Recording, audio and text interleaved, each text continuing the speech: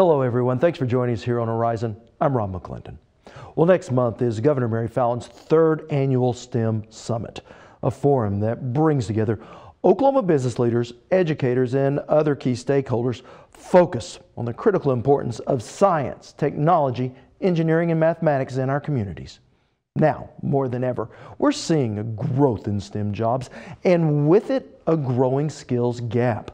Now, a new statewide push is targeting not only tech centers and business leaders, but also the rest of the community with the goal of getting STEM to grow and thrive.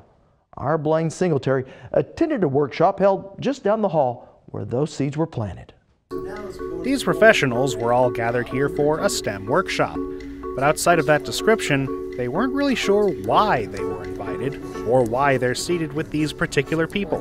We invited various people from the communities all across the state to come and talk about STEM and how important it is to Oklahoma.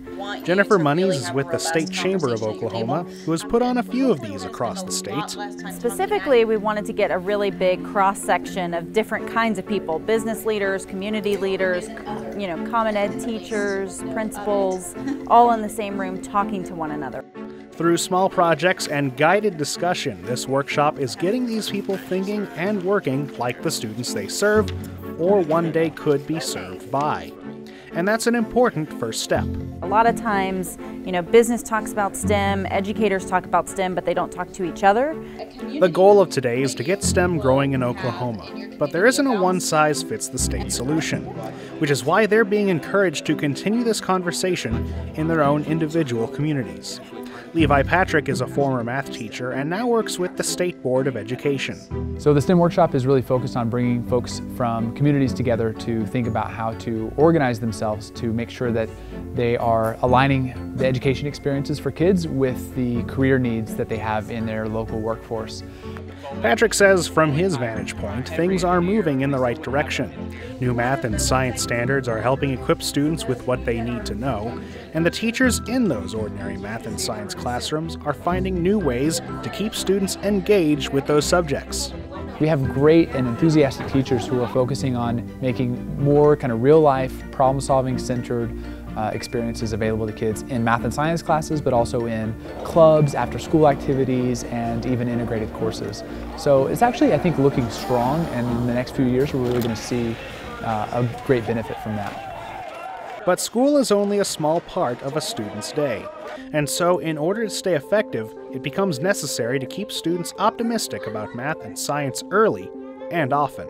And parents need to know that when they have conversations with kids, if they tell their kids that they were bad at math, that it's pretty much contagious. We need to be really careful about the attitude that we portray about mathematics and about science, because if we don't act like it's something that's worthwhile and worth being good at, our students won't step up to the plate for that.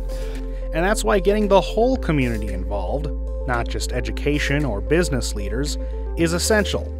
Bringing everyone to the STEM table isn't just helpful, it's also in their best interests. It's not just the K-12 issue to make sure kids are engaged in science and technology, engineering, and math, but it's all of our concern. Also, as teachers, if we don't know what those kids are going to go on to do, if we don't know the reality of where math is used in the real world or where science is used in the real world, sometimes we're not as able to make those learning experiences relevant. So if we're in the same place, we can start thinking about creating a multitude of strategies that actually support our students. Dr. Stephen McKeever, State Secretary of Science and Technology, is one of many minds driving this initiative forward. But when this workshop is over, the ball is in these participants' court. I think the next step is to start asking themselves, who needs to be part of this process? How can we organize?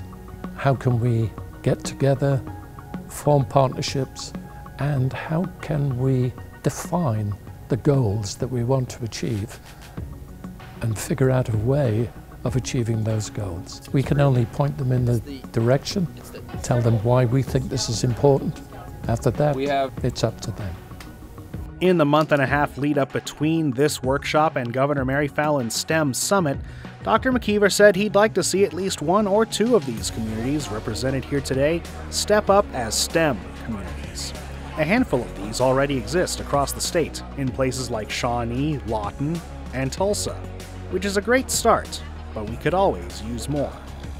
He says our work isn't done until we have a larger, more qualified STEM workforce. One that industry can look to and know that they will be able to find the people they need in that community. Currently, we're not there. So the end goal will be when the industry turns to us and says, in this part of the country, we can find the workforce that we need. It's up to the communities to take these well-qualified parts and build them into a well-qualified STEM machine. Again, Levi Patrick. We know that having a high-quality education system is important, critical, in fact.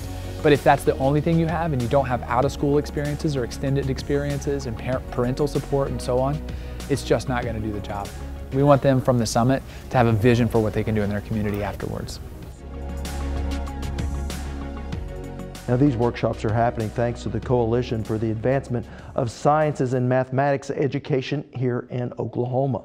Now, for more information on how your community can become recognized as a STEM community, we have a link to the CASMEO program on our website, as well as a link to the registration for the 2016 STEM Summit scheduled for November 1st.